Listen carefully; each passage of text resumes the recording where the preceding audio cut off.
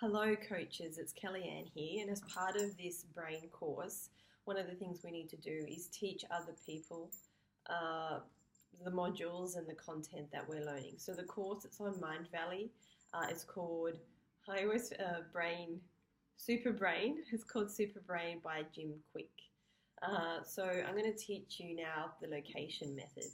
So the location method, which you may or may not have heard of, it's a really great way to use the layout of a room to link information to the furniture or the features of the room.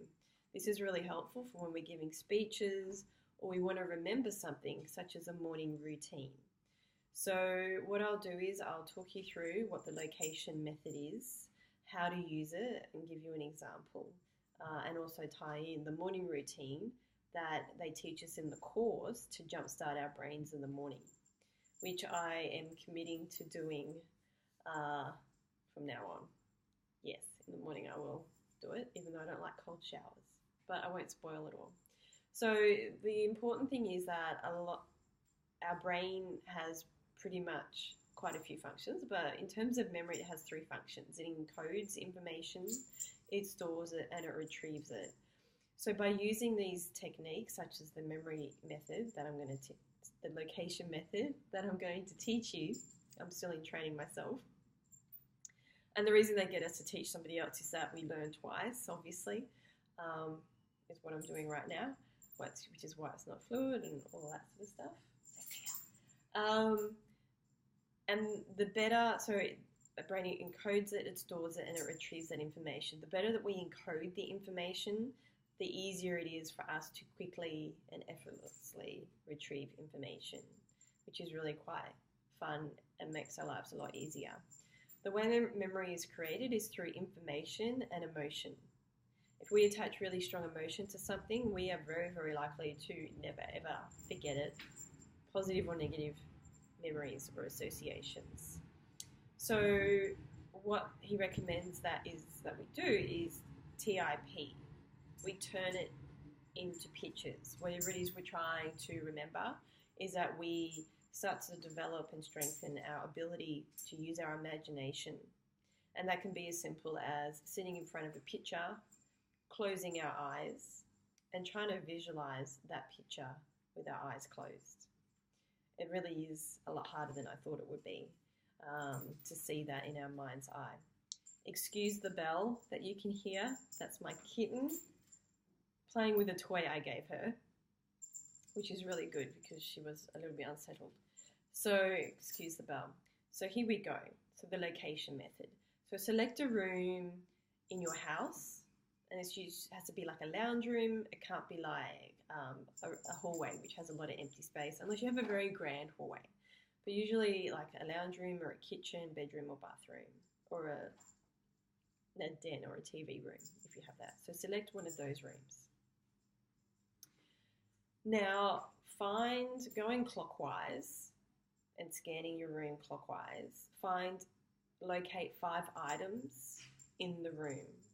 These items have to be memorable, they have to be unique for you and have some meaning, and they need to be large items.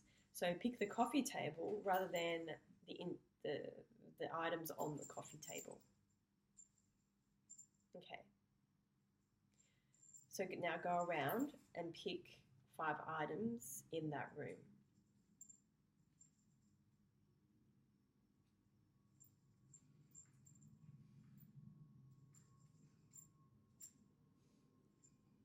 Now select room number 2 and do the same activity. Go clockwise and do a scan around the room and select 5 large items that are unique to you and that you will remember.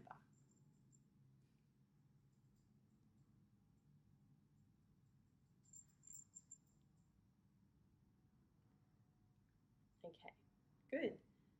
Now get a piece of paper and pen and write down all the rooms that you've selected, the 2 rooms you've selected, and the 5 items in each room in order. So if you're doing the clockwise scan, list them in order. So you can pause this and do that if you like. Now I'll talk through linking the morning routine activity with the item in the room. So for me, my first item is the picture behind me up on the wall. So this picture is of a young Pakistani boy that was taken at a Pakistani wedding. A month later, the leader of his community in the church, well, not the church, I apologise, the mosque, was actually killed by the Taliban. And I bought that when I was living in India in 2010, I think it was. It was taken by a photographer by the ABC. So it's a very unique thing for me. It holds a lot of meaning. It's a very somber picture as well. So the first item, the first activity in the morning routine that I link to that is around remembering my dreams. So that would look like I wake up, I get out a journal, and I write down what I can remember. And as we start to do this more and more, we start to remember more and more. And there's a little bit more involved in remembering your dreams, which I can talk about later. But then I essentially look at that picture and I look at and I think about the young boy because I'm turning it into pictures, remember? So I look at the young boy and I think about him dreaming of a better future or dreaming of something different. So the first activity in the morning routine is to remember your dreams. The second activity, if you think of your second item, item number 2, is for me, it's these, I have pillows on my couch, which are sparkly and they're quite nice. Item number 2 is to make your bed. I'm still trying to remember it myself and I'm a bit distracted. Is to make your bed in the mornings. Activity number 3, for me, it's my couch. It's to drink lots of water in the morning. Item number 4 for me in my lounge room is my coffee table because it is actually, I put it on wheels and it's half painted, it's a bit, and my grandfather made it originally. Kind of, devalued the poor thing. But my coffee table, and that is the morning activity that I've associated with that, is that I'm standing on it, I'm doing quick activity, some vigorous activity for 3 to 5 minutes to get the blood pumping to wake our body up. And I'm doing that on top of the coffee table and it's moving around the room because it has wheels. So not only do we turn it into pictures, but we exaggerate it and make it quite hilarious. For me, item number 5 is I have these flowers on my desk. And item number 5 is have a cold shower every morning. And that's associated with like cold treatment therapy that a lot of athletes use after games because it helps reduce inflammation in the body and helps with healing. So item number 5, linking that to the morning routine of having a cold shower. Activity number 6 is deep breathing. So breathing in deeply, whatever that is for you. That you can Google. There's lots of different types of breathing, but it's diaphragmic breathing because we usually breathe up here rather than down in our bellies. So that's item number 6. Number 7 is brushing your teeth with your non-dominant hand because this starts to spark up the brain and it starts to use different parts that it doesn't normally use. If you do it with the right hand, it's a well-built routine in our brain. That's not going to wake us up at all. So that's number 7. Number 8 is our super brain smoothies. So there's some certain foods that we can have in the morning that actually help nourish our brain. That looks like coconut oil, cacao, or dark chocolate, blueberries, avocado, all those sorts of things, which are also ironically traditionally high fat foods.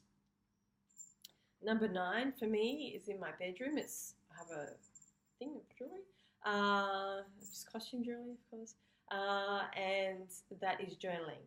Apparently, all people who are geniuses, they kept a journal. It can be a gratitude journal. It can be what you're going to do for that day. It could be about how you're going to show up or the energy or the mood that you're committing to holding throughout the day, despite whatever happens externally. So number 9 is journaling, and the last morning routine activity is number 10, and that for me are my shoes, and that's learning time. So this is time when we can sit down and finish reading that book, or we can sit down and do an online course, module in the online course that we need to do, or whatever that is for you. Could be, reviewing some you're learning about marketing, or how to take better photos with your iPhone, or how to write copy. So whatever that is for you. So there you go. So that's the location method, and also you can use that technique if you're giving speeches at church or at your office place as well. And remember the key points of your speech. That'll help it make a lot more fluid, flow a lot more fluid.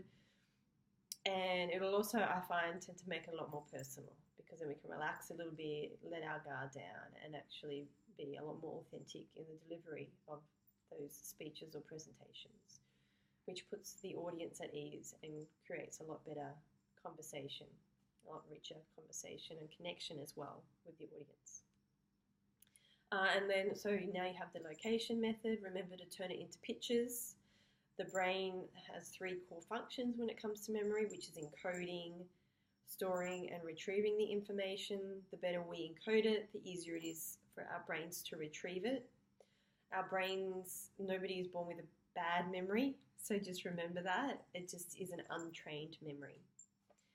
And now you also have a morning routine, which takes up to about an hour, around how to basically wake your brain up and to get energized. So when you walk out the door and go to work for an 8 o'clock meeting, you're not the one sitting there yawning your head off, showing you're disinterested, crapping on that you need your coffee to wake up. So there you go. So that's one of the techniques that we learned in the Super Brain course by Jim Kwik. So if you would like, please feel free to pass it on and to teach other people and use it, and let me know how you go. Okay, thanks. Bye.